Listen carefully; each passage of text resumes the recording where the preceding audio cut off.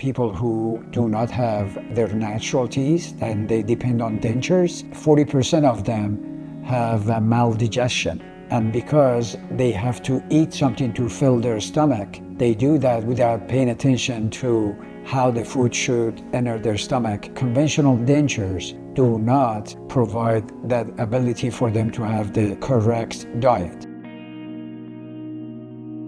Now we place angled implants that goes from the ridge of the upper jaw all the way to the cheekbone, and the cheekbone is very strong, and those implants, they stay their lifetime. The one that goes from the upper jawbone to the cheekbone, we call that zygomatic implant. For people who have no bone on the upper jaw, and basically their upper jaw is a shell of bone, we place 2 zygomatic implants on one side, 2 zygomatic implants on the other side, couple of implants in the front if they have any bone in the front. That way we can restore their teeth the same day.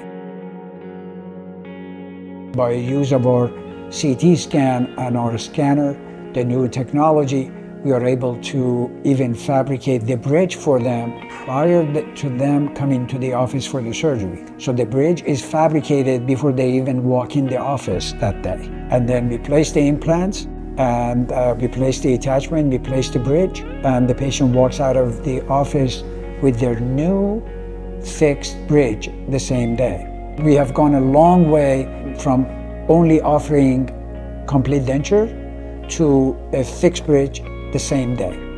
And that is the new direction in dentistry that we are going with the new technology.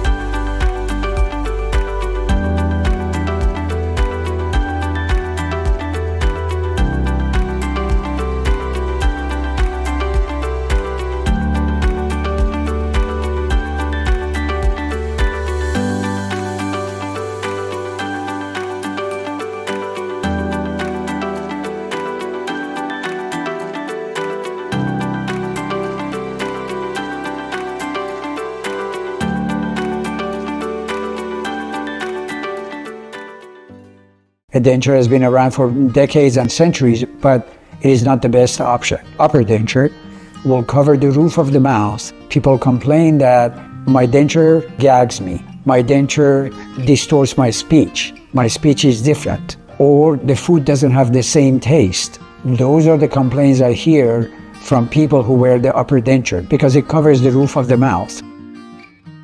On the bottom, a lot of people are thinking about getting a complete denture. If they have some lousy teeth that they need to come out, they think the lower denture is an option. It is actually the worst option.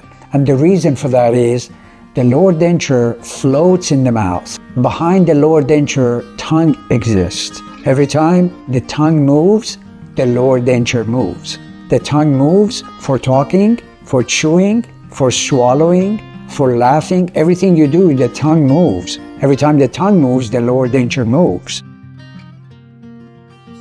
If you place a dental implant into your jaw, you preserve your jawbone, the height of the bone. If you place the denture causes bone resorption. Bone gradually melts away. That's why people who wear denture, they keep popping into the dentist's office to reline them. Every 2 years they go to the office to reline their denture because it doesn't stay, because the bone underneath keeps melting away.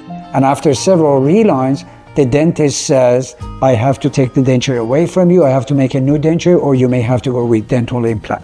And at that time, if you have resorbed a lot of your bone, the placement of dental implant is going to be a little bit more challenging than when you have adequate amount of bone. Implant-supported bridge does not cover the roof of the mouth. You basically act like your natural teeth. You should be able to chew and function like your natural teeth.